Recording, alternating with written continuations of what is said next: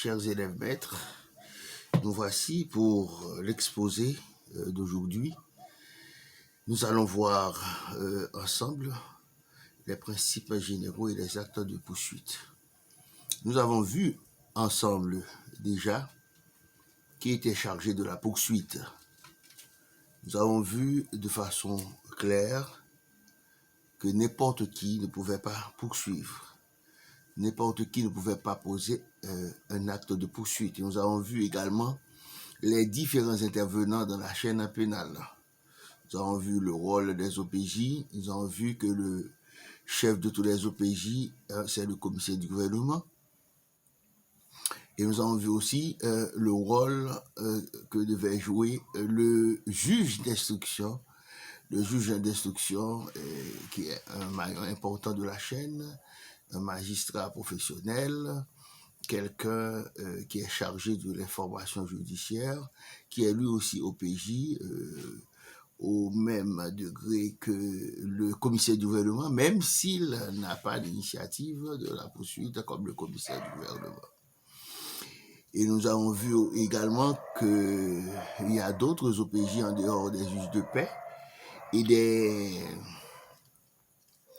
des officiers de police, particulièrement les officiers chargés de la police judiciaire, ceux-là que l'on appelle généralement les auxiliaires de la justice. Nous avons vu d'autres et nous avons spécifié dans quel cas ils pouvaient agir. Alors aujourd'hui, il importe de mettre l'accent sur ce que nous appelons l'acte de poursuite, ce que nous appelons l'action publique et sur le rôle du ministère public en matière pénale. Alors, nous allons voir, après les définitions, les principes généraux de l'organisation judiciaire répressive, et nous allons voir également les actes de poursuite, c'est-à-dire les enquêtes et la poursuite qui peut poursuivre et ce qu'on appelle action publique, ce qu'on appelle opportunité de poursuite, information judiciaire, plainte et dénonciation, et plus tard, nous parlerons après de la juridiction de jugement. Alors, on désigne par poursuite pénale l'ensemble des actes de poursuite effectués par le commissaire du gouvernement, représentant du ministère public, en vue de traduire devant une juridiction pénale l'auteur ou les auteurs d'une infraction. Les actes de poursuite, même légaux, obéissent à des principes dont la vocation est de garantir l'application juste et équitable de la loi. Donc, on s'est entendu que n'importe qui ne pouvait poursuivre, et on s'entendait aussi, même si les actes de poursuite sont guidés et dictés par la loi, mais n'importe qui ne pouvait les poser, et non plus, et on ne peut pas les poser dans n'importe quelle condition. Donc, il y a des principes. Parmi ces principes, nous allons évoquer, pas beaucoup, au moins 3, peut-être 4. Et ces principes, laissez-moi vous dire qu'ils s'inspirent des idéaux qui tendent à protéger l'individu contre l'arbitraire. Ces idéaux qui sont issus de ce que nous appelons du courant philosophique humaniste du droit. Et nous citerons comme principe, en tout premier lieu, de la séparation des fonctions. Oui, la séparation des fonctions. Important. Oui. La loi attribue à chaque intervenant dans le système répressif un rôle. Et personne n'a le droit de jouer le rôle de l'autre à sa place. En sorte que celui qui a l'obligation de poursuivre, eh bien, ne peut pas être en même temps celui qui juge.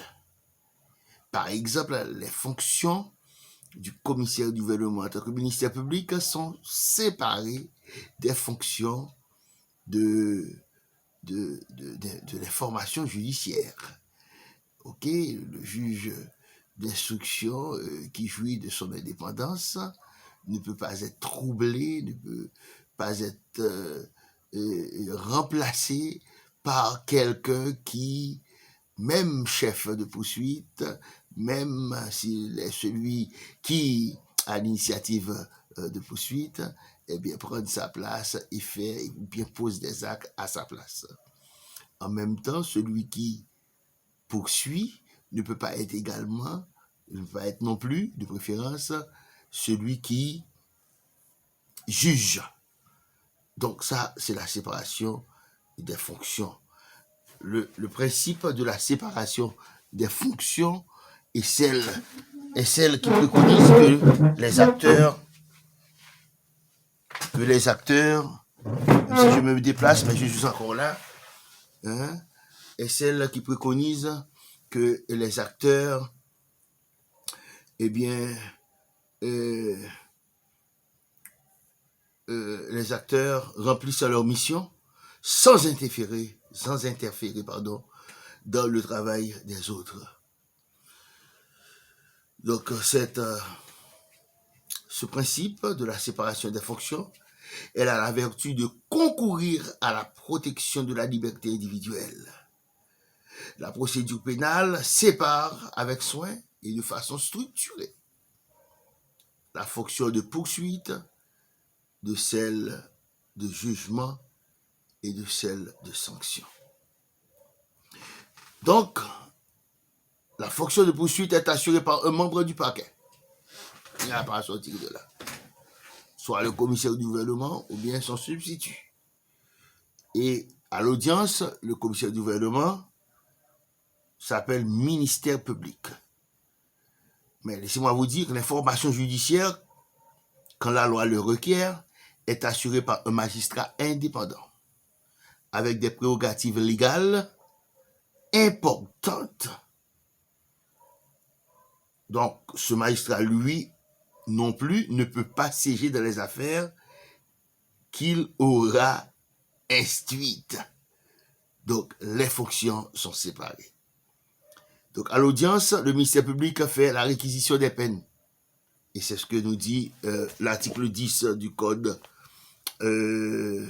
d'instruction criminelle. Les commissaires du gouvernement sont chargés de la recherche et de la poursuite de tous les délits ou crimes dont la connaissance appartient aux tribunaux de première instance jugeant au correctionnel ou au criminel. Et l'article 1er du Code l'a si bien dit, l'action pour l'application des peines appartient aux fonctionnaires auxquels elle est confiée par la loi. Et l'article 2 dit, l'action publique pour l'application de la peine, vous voyez, s'éteint par la mort du prévenu. Donc, c'est vous dire que, eh bien, le ministère public ne peut pas s'interférer dans la fonction de juger, ni dans la fonction d'informer.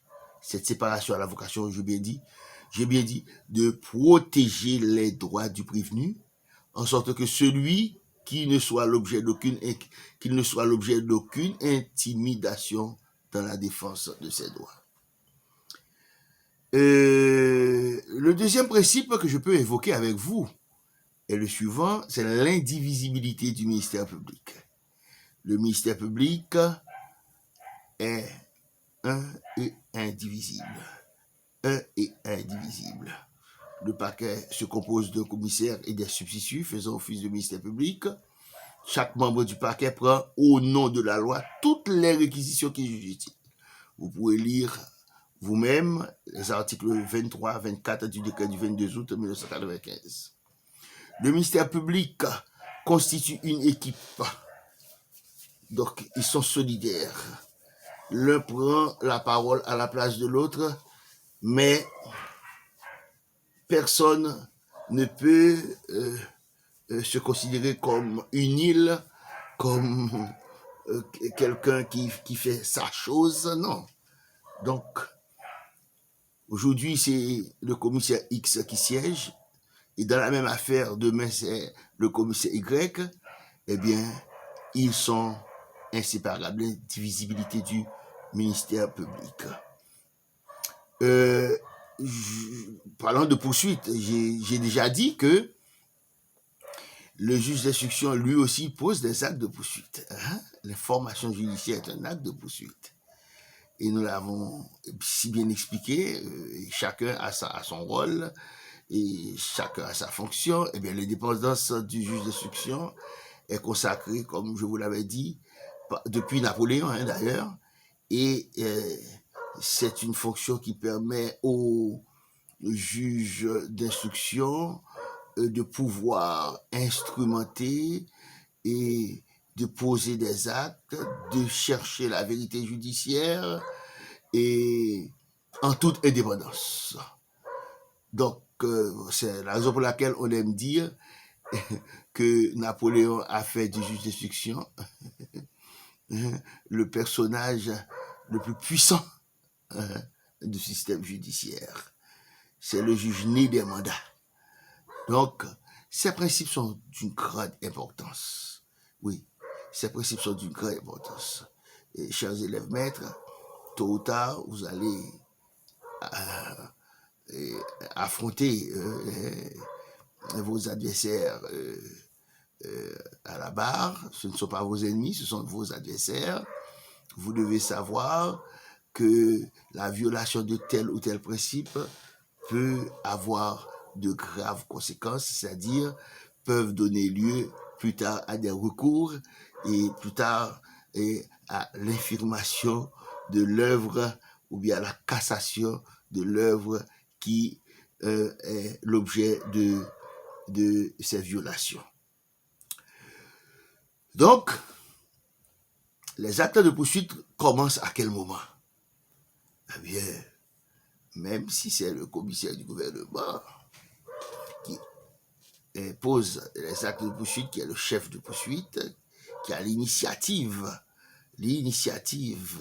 de l'action publique, mais ne l'oubliez pas, les juges de paix, les officiers de police et tous les autres que nous avons déjà cités, ils travaillent pour le commissaire du gouvernement.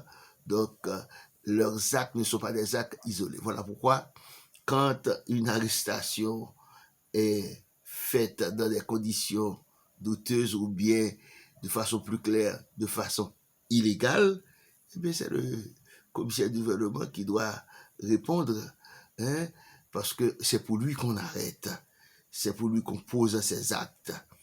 Et nous avons lu dans les articles qui définissent le rôle des OPJ que les OPJ travaillent pour pouvoir produire le rapport et déférer les dossiers par devant le commissaire du gouvernement. Mais l'action publique, eh bien, son chef, c'est le commissaire du gouvernement. C'est ce que nous appelons l'opportunité de la poursuite. Le commissaire du gouvernement, eh bien, c'est lui qui décide quand est-ce qu'il faut intervenir, quand est-ce qu'il faut poursuivre. Vous savez, vous l'avez déjà étudié avec moi, que le commissaire du gouvernement peut décider carrément de poursuivre, soit de citer au correctionnel, ou bien de déférer par devant le cabinet d'instruction quand la loi le demande. Et nous avons dit dans quel cas. Nous y reviendrons de toute façon, parce que c'est important. Mais aussi, nous avons dit que le commissaire du gouvernement peut décider également de ne pas donner suite, soit à une plainte, et tel ou tel dossier dont les préliminaires lui ont été communiqués, il peut décider de ne pas poursuivre. Donc, quand il classe sans suite, sa décision n'est objet d'aucun recours. Donc, les auxiliaires du commissaire du gouvernement, par contre, le juge de paix, la police, les agents de l'IBES, les agents douaniers, les agents de l'ILCC, quand la loi le leur permet, eh bien, ils agissent en son nom et pour lui. En matière pénale, le législateur donne à l'acte de poursuite une dimension collective. En sorte que même en l'absence de la victime, le commissaire du gouvernement ou bien les auxiliaires du commissaire du gouvernement peuvent recourir à la loi pour faire réprimer les infractions et leurs auteurs. Cette dimension collective s'appelle action publique. L'opportunité de poursuite, c'est quoi? L'opportunité de poursuite constitue l'ensemble des prérogatives dont dispose le parquet de décider de poursuivre ou non un individu contre qui il aurait des présomptions. Donc l'opportunité de poursuite, c'est un principe de procédure pénale qui n'appartient qu'au commissaire du gouvernement, également appelé procureur de la République, dans d'autres systèmes de justice, et bientôt dans le nouveau code de procédure civile. Donc, on dira de préférence procureur de la République en lieu et place de commissaire du gouvernement. J'ai toujours dit que le thème est un petit peu impropre et ne concourt pas à l'évolution ou à la modernité du droit. En tant que chef de poursuite, le parquet, à la personne du commissaire du gouvernement ou de son substitut, peut décider soit de poursuivre ou bien de classer. Donc, il poursuivra, suivant l'espèce, ou bien il classera sans suite s'il trouve qu'il y a indigence d'information, indigence de données, indigence d'information, car lui, il a le fardeau de la preuve. Il ne peut pas aller avec une coquille vide devant le tribunal, et quand il est devant le tribunal, n'oubliez pas, il est partie principale, mais il est une partie, donc il est confronté à la défense, et il doit faire la preuve de tout ce qu'il dit. Donc les formations judiciaires, nous viendrons avec après. Mais je dis qu'il faut bien comprendre le rôle du commissaire du gouvernement en cette matière, celui qui pose les actes de poursuite, et bien comment il le fait. Le commissaire du gouvernement peut saisir d'une plainte. S'il s'agit d'une plainte et qu'il qualifie qu'il s'agit d'un délit, donc il a la faculté soit de citer au correctionnel, ou bien il peut décider de déférer par devant le juge d'instruction. À partir de quoi? À partir de son réquisitoire d'informer. Ok? Là, il peut le faire. Pourquoi? Parce que en cette matière, eh bien, on dit que l'instruction en matière de délit, eh bien, est facultative. Il peut décider de le faire, il peut décider de ne pas le faire, et le juge d'instruction, lui aussi, il a aussi de quoi décider de prendre telle ou telle voie, ou bien prendre telle initiative, suivant l'espèce qu'il est en train de traiter.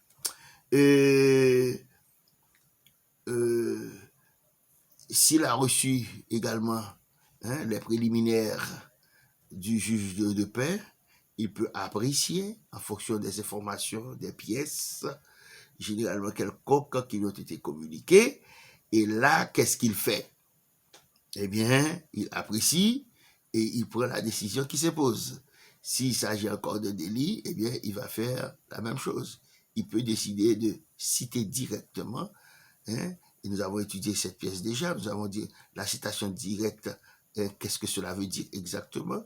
Et nous avons dit que cette citation directe, néanmoins, peut être donnée également par la partie civile. Nous avons déjà dit ça, et je crois que vous vous en rappelez. Et nous avons dit dans quel cas également la partie civile, et dans quel cas, mais aussi dans quelle forme la partie civile doit donner une citation directe. Maintenant, s'il s'agit d'un crime, vous savez que l'instruction est obligatoire.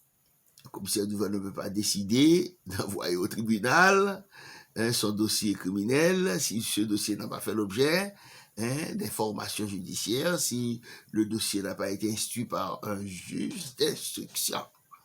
Le juge d'instruction, maintenant, pourra, comme nous allons vous le dire tout à l'heure, décider en fonction des informations qu'il aura glané en fonction de son travail scientifique. Il va rechercher les indices. Il va voir si les indices sont suffisants, s'ils sont concordants.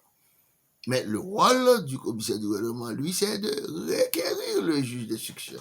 Voilà pourquoi cette pièce que nous avons déjà étudiée, ce acte que nous avons déjà étudié s'appelle réquisitoire d'informer. OK? Maintenant, le juge d'instruction. Nous parlons toujours des actes de poursuite, n'est-ce pas? Quand il instruit, comme je vais de le dire tout à l'heure, eh bien, il pose des actes de poursuite. Mais il ne peut pas décider lui-même. Hein? Il ne peut pas s'autosaisir. Il y a deux moyens pour que le juge d'instruction soit saisi. Premièrement, il peut être saisi à partir de la plainte de la partie civile. Hein? La plainte de la partie civile, mais attention, le juge d'instruction qui est saisi d'une plainte, doit nécessairement obtenir la constitution de partie civile, donc de la part de son plaignant. Le plaignant ne peut pas venir et dire que moi je porte plainte et puis il s'en va. Non, il doit se constituer partie civile. C'est important. Et là, que fait le juge d'instruction? Eh bien, il communique son dossier.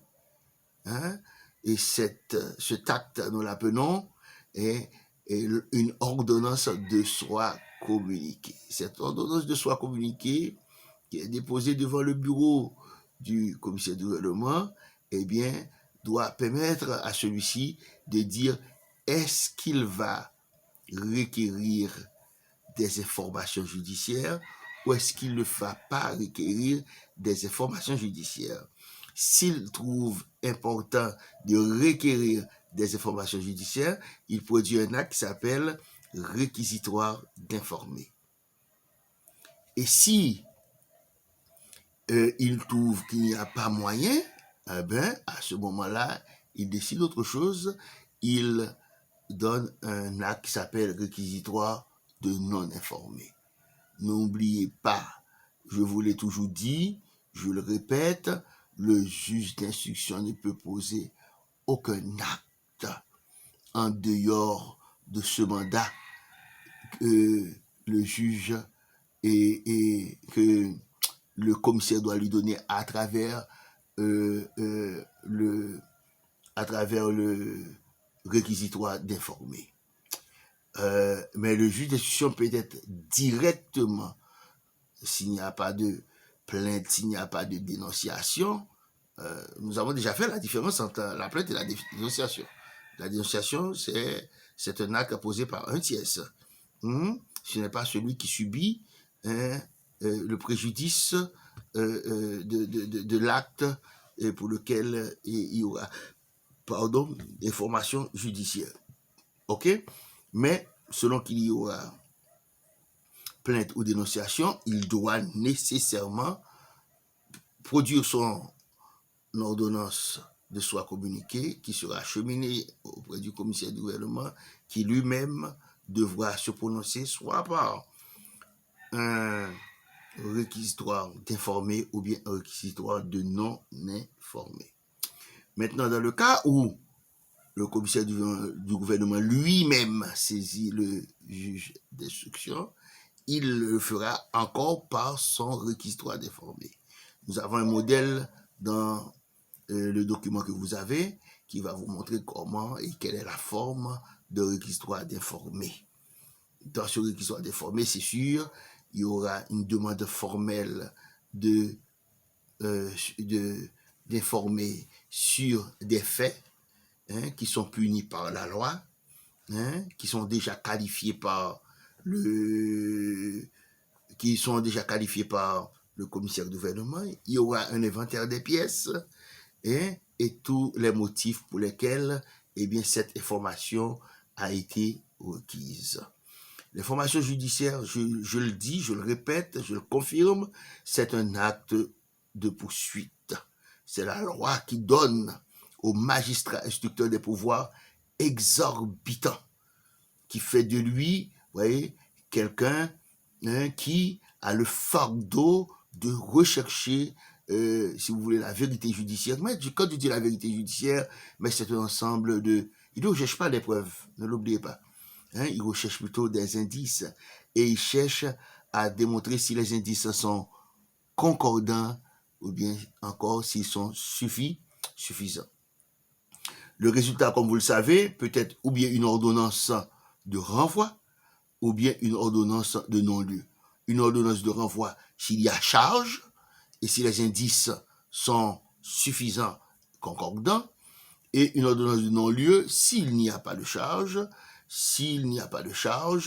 et si les indices ne sont pas suffisants ni concordants.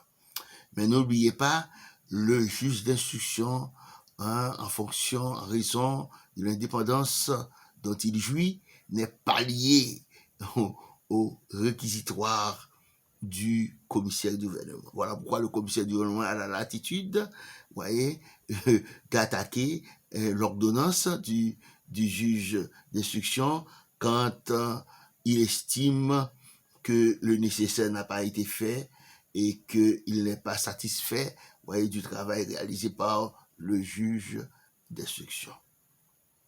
Alors, faisons un petit rappel encore sur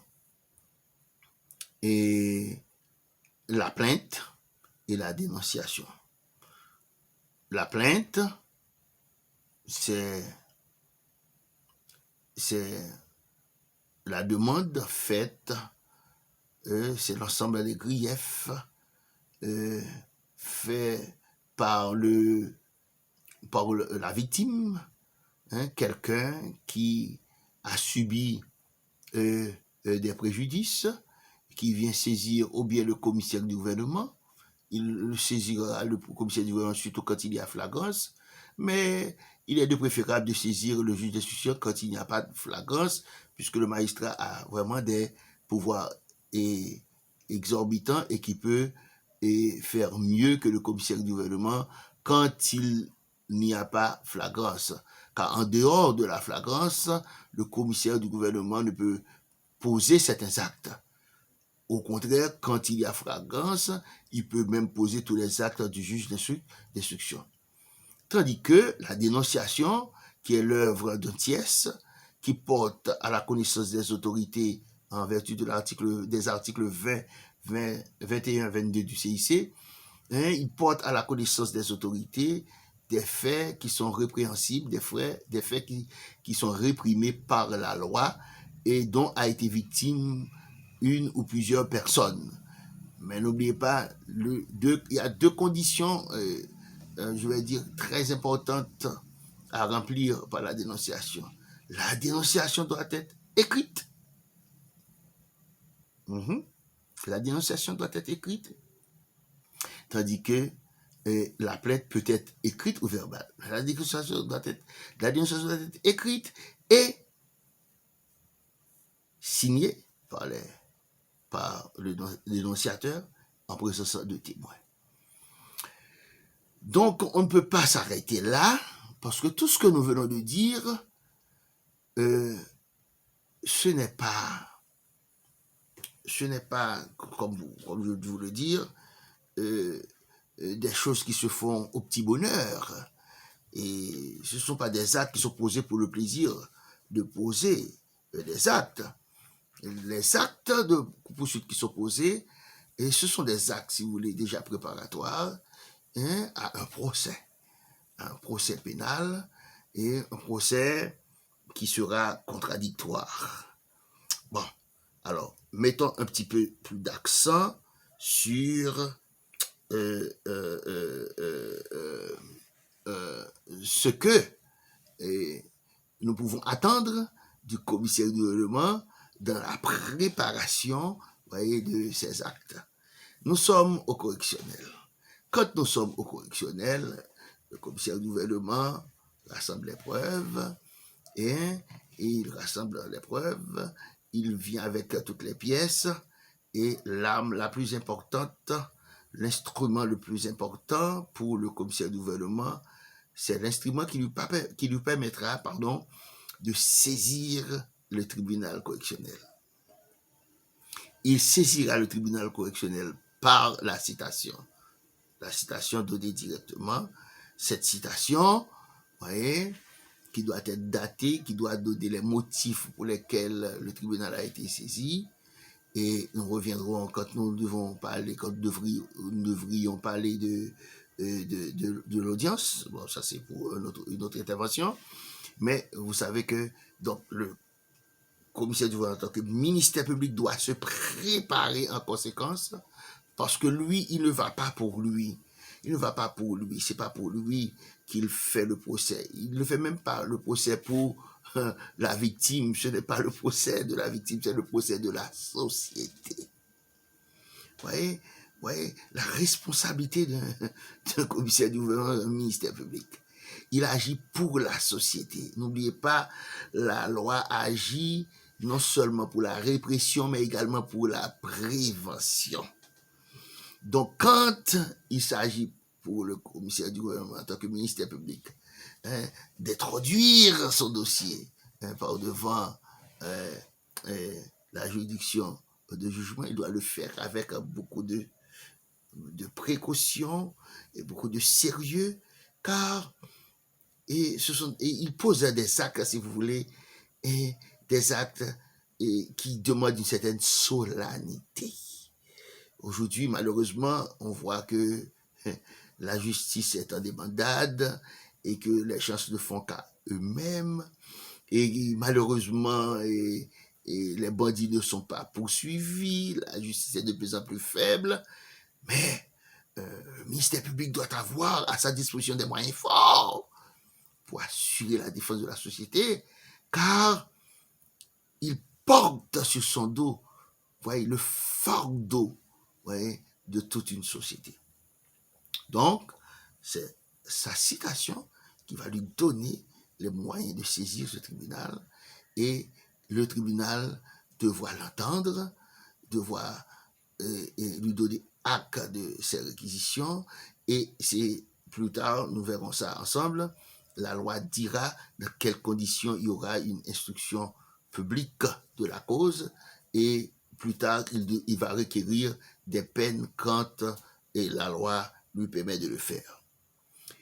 Bon, reviendrons encore à l'autre alternative. Et